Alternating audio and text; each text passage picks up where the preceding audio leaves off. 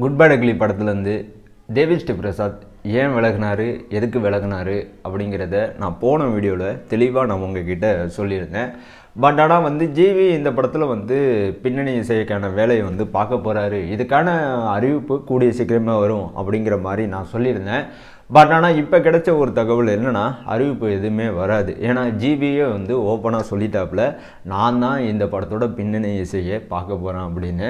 அதே சமயம் வந்து ஆதிக் ரவிச்சந்திரன் பொறுத்த வரைக்கும் முதல்ல இந்த படத்தோட ஷூட்டிங் ஆரம்பிக்கிறதுக்கு முன்னாடி மைத்ரி மூவி மேக்கர்ஸ்கிட்ட ஜிவி தான் இந்த படத்தோட மியூசிக் டைரக்டராக இருக்கணும்னு ஆதிக் வந்து சொல்லியிருந்தாப்புல. பட் ஆனால் வந்து புஷ்பா 2 திரைப்படத்துக்கு தேவி ஸ்ரீ பிரசாத் வந்து மியூசிக் பண்ணிக்கிட்டு இருந்தார். அதே சமயம் வந்து ஒரு சில அப்கமிங் ப்ராஜெக்ட்டுக்கு மைத்ரி மூவி மேக்கர் சார்பாக தேவி ஸ்ரீ பிரசாத் வேலை பார்க்குற மாதிரி இருந்துச்சு. ஸோ அங்கிட்ட இங்கிட்ட அலையாமல் டிஎஸ்பியே வந்து இந்த படத்தோட மியூசிக் டைரக்டராக போட்டுடலாம். ஏன்னா வந்து சம்பளமும் வந்து மைத்ரி மூவி மேக்கர்ஸ் என்ன கொடுக்குறாங்களோ அது மட்டும் வாங்கிட்டு போயிடுவாப்புல. ஏன்னா மைத்ரிக்கும் டிஎஸ்பிக்கும் நல்ல நட்பு இருக்குது. ஸோ இதன் அடிப்படையில் வந்து குட் பேட் அக்லி படத்துக்கு இவர் தான் மியூசிக் டைரக்டர் அப்படிங்கிறத மைத்ரி மூவி மேக்கர்ஸ் கன்ஃபார்ம் பண்ணாங்க. பட் ஆனால் வந்து ஆதிக் ரவிச்சந்திரன் பொறுத்த வரைக்கும் இந்த ப்ராஜெக்ட்டுக்கு கண்டிப்பாக வந்து ஜிவி தான் வந்து பொருத்தமாக இருப்பார் அப்படிங்கிற மாதிரி இவர் நினச்சாப்புல. இது சம்பந்தமான பேச்சுவார்த்தை நடந்தது உண்மை தான். பட் ஆனால் அந்த சமயத்தில் வந்து மைத்ரி மூவி மேக்கர்ஸ் இதனால தான் வந்து மறுப்பு தெரிவித்தாங்க. ஸோ யாருக்கு என்ன கிடைக்கணுமோ, என்ன கிடைக்கணும்னு எழுதியிருக்கோ அதுதான் நடக்கும். எப்படி பார்த்தாலும் வந்து குட் பேட் அக்லி படத்தோட அந்த பின்னணி இசையை வந்து இப்போ ஜிவி பார்க்க ஆரம்பிச்சிட்டாப்புல. ஸோ ஆரம்பத்திலே வந்து ஜிவியை கமிட் பண்ணியிருந்தா உண்மையிலே வந்து இப்படியாப்பட்ட ஒரு ப்ராப்ளம்லாம் க்ரியேட் ஆகிருக்காது. ஆக்சுவலாக வந்து டிஎஸ்பிக்கும் மைத்ரிக்கும் ஒரு விதமான பர்சனல் ஈகோ. ஸோ இதுதான் ப்ராப்ளமே. ஸோ இதுதான் வந்து டிஎஸ்பி வந்து புஷ்பா 2 ஆடியோ லான்ச்சில் வந்து ஸ்டேஜிலே வந்து வெளிப்படுத்தியிருந்தார். ஸோ இது சம்மந்தமாக வீடியோ போட்டிருக்கேன். பார்க்காதவங்க இருந்தீங்கன்னா கண்டிப்பாக போய் பாருங்கள், செக் பண்ணி பாருங்கள். ஓரளவுக்கு எனக்கு தெரிஞ்ச ஒரு இன்ஃபர்மேஷனை உங்ககிட்ட நான் வந்து கன்வே பண்ணியிருக்கேன். அந்த வீடியோவில் ஓரளவுக்கு உங்களுக்கு புரியும்னு நினைக்கிறேன். ஓகேங்களா? ஸோ இந்த படத்தோட ஷூட்டிங் வந்து நான் ஸ்டாப்பாக போயிட்டுருக்கு. படம் வந்து பொங்கலுக்கு வரும் அப்படிங்கிற மாதிரி மைத்ரி மூவி மேக்கர்ஸ் வந்து சொல்லியிருந்தாங்க. ஸோ இந்த படத்தோட தயாரிப்பாளராக இவங்க இருக்கிறனால அடிக்கடி வந்து இந்த படம் வந்து பொங்கலுக்கு வரும் அப்படின்னு சொல்லிட்டு இருந்தாங்க. ஒரு ஸ்டேஜுக்கு அப்புறமா படம் வந்து பொங்கலுக்கு வரும் அப்படிங்கிற மாதிரி நாமளும் நினச்சோம். பட் ஆனால் வந்து எதிர்பாராத விதமாக விடாமுயற்சி படத்தோட அறிவிப்பு வந்து இப்போ ரீசெண்டாக ரிலீஸ் ஆனிச்சு. அறிவிப்பு மட்டும் வரல, டீசரும் வந்து ரிலீஸ் ஆனிச்சு. கிட்டத்தட்ட வந்து படம் பொங்கலுக்கு தான் வரப்போகுது அப்படிங்கிற மாதிரி யாருக்குமே எந்த ஒரு ஐடியாவுமே இல்லை. பட் ஆனால் பொங்கலுக்கு நான் கண்டிப்பாக வருவேன் அப்படிங்கிறத லைகா ப்ரொடக்ஷன் வந்து அறிவித்தாங்க. ஸோ கிட்டத்தட்ட வந்து குட் பேட் அக்லி படம் அப்புறம் வந்து விடாமுயற்சி படம், இந்த 2 படத்தோட அறிவிப்பும் வந்து பொங்கலை நோக்கி தான் இருக்குது அப்படிங்கிறத நம்மளால் வந்து புரிஞ்சிக்க முடியுது. பட் ஆனால் வந்து 2 படத்தில் எந்த படம் வந்து ரிலீஸ் ஆக போகுது அப்படிங்கிறத மிகப்பெரிய ஒரு கொஸ்டினாகவே இருக்குது. ஸோ இந்த கொஸ்டினுக்கு பதில் இப்போ வரைக்கும் யாருக்குமே தெரியாது, எனக்கு உள்பட. அதே சமயம் வந்து குட் பேட் அக்லி படம் என்னை பொறுத்த வரைக்கும் வந்து பொங்கலுக்கு வர போகிறதில்ல அப்படிங்கிறத நான் அடிக்கடி உங்ககிட்ட சொல்லிகிட்டு இருந்த ஒரு விஷயம். பட் ஆனால் தயாரிப்பாளர் சைடு இப்படி ஒரு கான்ஃபிடண்ட்டான ஒரு டேட்டை வந்து ஃபிக்ஸ் பண்ணி வச்சுருக்காங்க. அதனால இந்த விஷயத்தை நாம் வந்து நம்பலாம் அப்படிங்கிற மாதிரி நான் நினச்சேன்.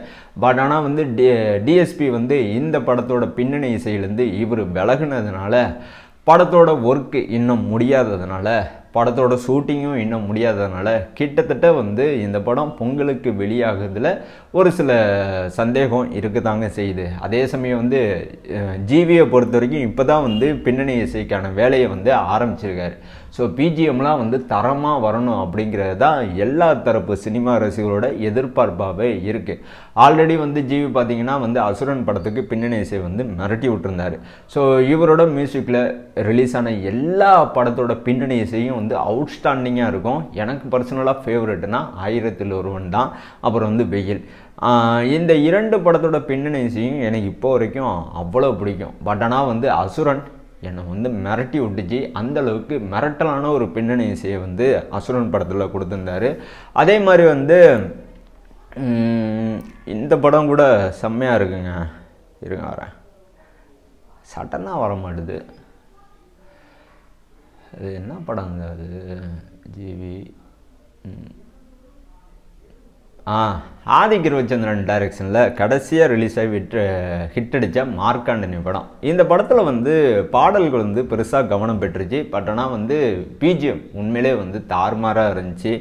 அந்த சில்க் ஸ்மிதா கேரக்டர் வர அந்த சீனாக இருக்கட்டும், அப்புறம் வந்து மார்க்காண்டனி வந்து அப்புறம் வந்து எஸ்.ஏ. சூர்யா இவங்கள்ட்ட வந்து டிஸ்கஷன் பண்ணுற அந்த சீனாக இருக்கட்டும், எல்லாமே வந்து அவுட்ஸ்டாண்டிங்காக இருந்துச்சு, பக்காவாக இருந்துச்சு பேக்ரவுண்ட் ஸ்கோரு. அதனால தான் சொல்கிறேன். ஸோ இப்படி வந்து ஜிவியோட மியூசிக்கில் வெளியில் வந்த எல்லா படத்தோட பேக்ரவுண்ட் ஸ்கோரும் உண்மையிலே வந்து செம்மையாக இருந்துச்சு. கிட்டத்தட்ட இப்படி இருந்ததுக்கு முக்கிய காரணமே வந்து ஜிவிக்கு எந்த ஒரு நெருக்கடியும் இந்த படம் சம்பந்தமான தயாரிப்பாளர்கள் கொடுக்கவே இல்லை.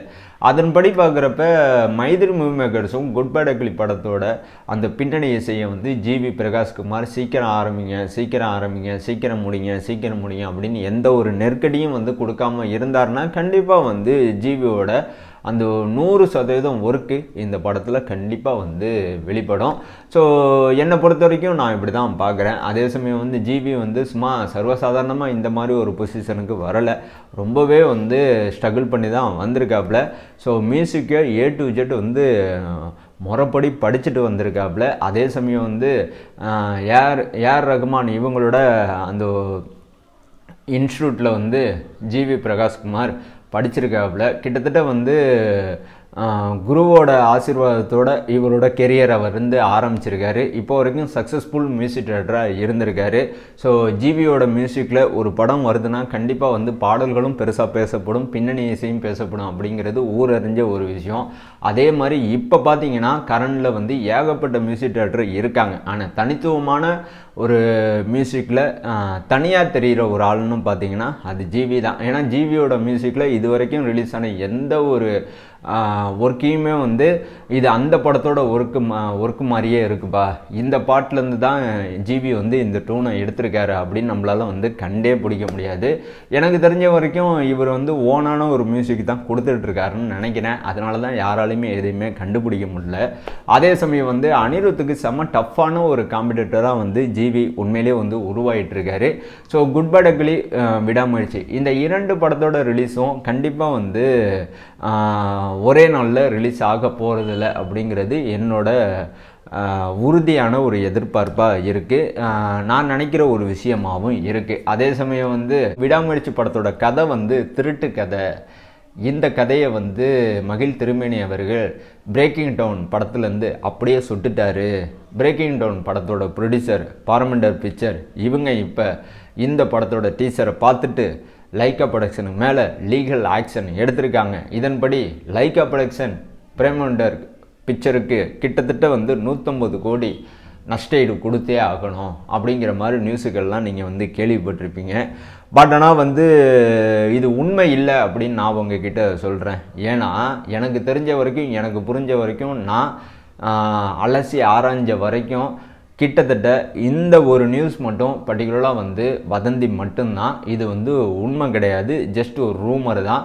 ஸோ இதை வந்து பெருசாக யாருமே வந்து கவனத்தில் எடுத்துக்க வேணாம். விடாமுயற்சி படத்துக்கு எந்த ஒரு காப்பிரைட் பிரச்சனையும் இல்லை, ஓகேங்களா? இங்கே ஏகப்பட்ட பேர் இந்த படத்தோட அந்த ரிலீஸ் டேட் வந்து தள்ளி போகணும் அப்படின்னு வந்து ஆசைப்படுறாங்க. பட் ஆனால் அவங்களோட ஆசை எல்லாமே வந்து நிராசையாக தான் மாறப்போகுது. அதே சமயம் வந்து குட் பேட் அக்லி படத்தோட அந்த மியூசிக் ஒர்க்கு இப்போ வந்து ஜிவி வந்து செம்மையாக ஆரம்பிச்சிட்டாப்புல. ஸோ தரமான ஒரு பேக்ரவுண்ட் ஸ்கோரை இந்த படத்தில் நம்ம வந்து எதிர்பார்க்கலாம். இந்த படம் வந்து இன்டர்நேஷ்னலாக ஒரு கேங்ஸ்டர் சப்ஜெக்டில் இருக்கிறதுனால உண்மையிலேயே வந்து அதிருபுதிரியான ஒரு மியூசிக்கை கண்டிப்பாக நம்ம வந்து எதிர்பார்க்கலாம்.